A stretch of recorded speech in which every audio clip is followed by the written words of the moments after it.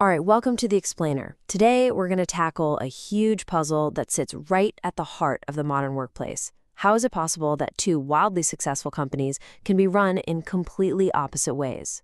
Let's start with a feeling I bet we've all had. Think back to, I don't know, your first job.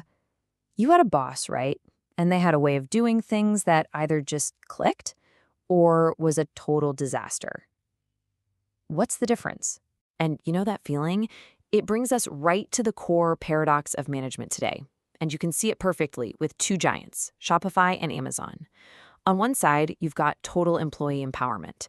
On the other, you've got iron-fisted operational control. Okay, but here's the truly wild part. Shopify's whole culture is built on creative freedom.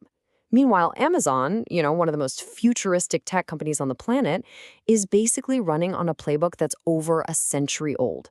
So how on earth can they both be crushing it? All right, let's dive right in. We're going to unpack this central challenge, the one that every single leader faces, whether they're running a tiny startup or a global behemoth. I mean, this is the big one. This single question is what drives pretty much the entire field of management theory and business strategy. This is the multi-billion-dollar question everyone's desperate to answer. And look, the stakes here, they really couldn't be higher. How you answer this question determines, well, everything. How you innovate, the kind of people who want to work for you, and, whether you even stick around for the long haul. Okay, so to really get our heads around this puzzle, we're going to need the right tools. Think of this next part as your analytical toolkit. Two really powerful ways of thinking that will help you see exactly what's going on under the hood at these companies. So first up, we've got something called contingency theory. The big idea here is actually pretty simple. There is no single best way to manage anything. The right move is always contingent on the situation, the industry, the company's size, its goals. The main takeaway? Context is everything. Okay, now this next one, the resource-based view, or RBV for short. It kind of flips the script. It says a company's real, lasting advantage doesn't come from chasing the latest trend, but from looking inward. It comes from its own unique resources and capabilities, the stuff you have and the things you can do that nobody else can touch. And you know who summed this up perfectly? The legend Michael Porter. He basically said strategy is about carving out a position for yourself that's not just valuable, but is also incredibly difficult for anyone else to copy. That's the heart of RVV. And to tie all this together, let's bring in a foundational idea from the guy who practically invented modern management, Peter Drucker. He said the point of a business isn't just to make money, it's to create a customer. It's a great reminder that no matter what your strategy is, it has to, at the end of the day, serve the customer. All right, enough with the theory. Let's grab our new toolkit and see how this all plays out in the real world, in this head-to-head battle between Shopify and Amazon. So first up is Shopify. Their whole system is designed for flexibility. They use a flat structure. They give their people a ton of autonomy because contingency theory, right?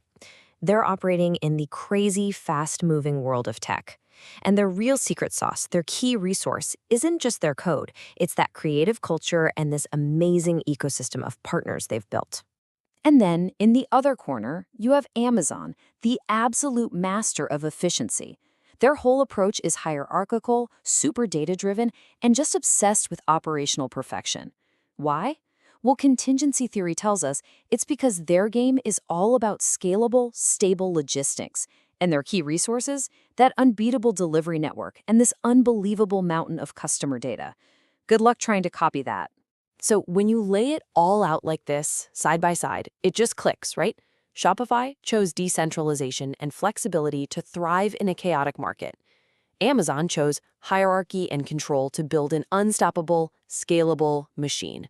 Two totally different playbooks, both leading to incredible success.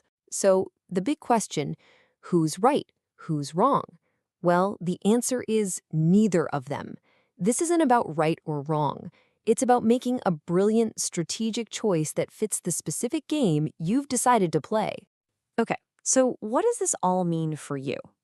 I mean, whether you're leading a small project team right now or you're dreaming of starting your own company one day, this whole paradox has a very direct lesson.